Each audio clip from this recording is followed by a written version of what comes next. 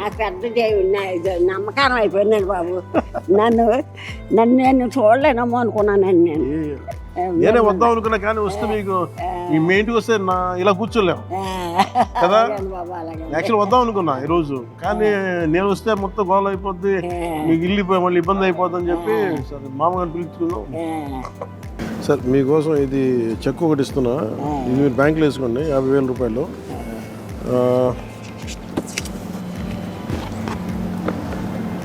ఇంకా మీకు చీర, ఇందులో ఒక 50,000 క్యాష్ ఉంది.